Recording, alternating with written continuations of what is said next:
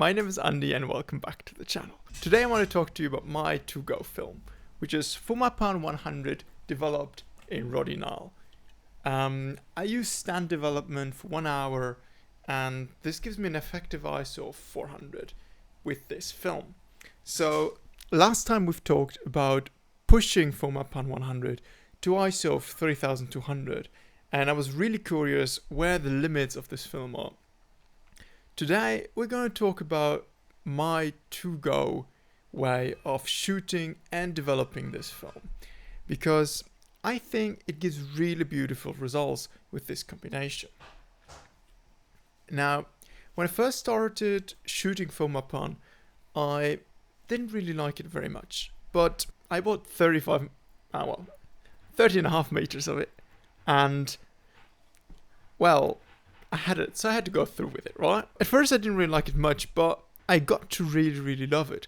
And a large part was stand developing this film.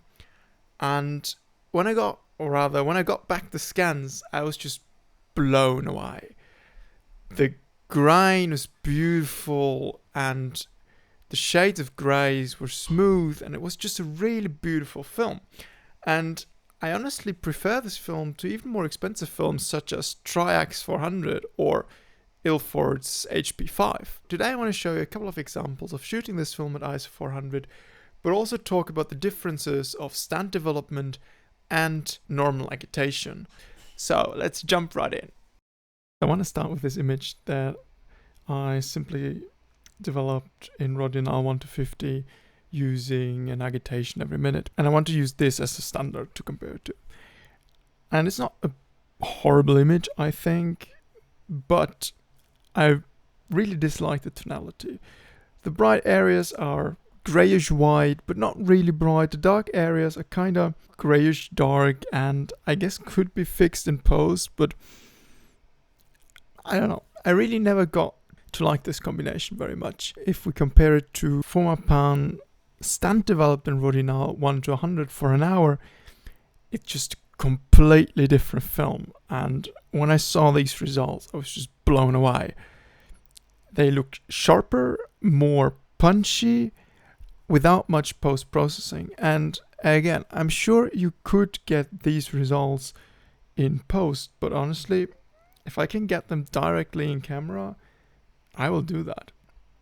And I keep on zooming in on this section in the middle just to show you how sharp this film can be. And again, I'm really impressed with these results. It was also shot at the Botanical Garden. I want to show you a bit how it deals with direct light. You can see these bright sections getting a bit blown out, but I really like this look. It gives me this old cinematic feel, and I really love this look. I want to show you a bit more of a challenging negative.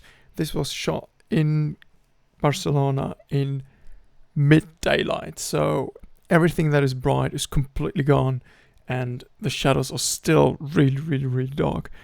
But the way the film handles this situation was impressive in my opinion. And I also really like the way it deals with skin tones, which in my opinion makes it a great film to the portraits.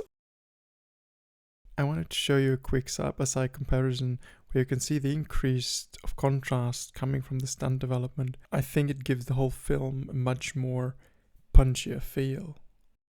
I want to give you one last example how this film developed in Rodinal stand handles really difficult situations.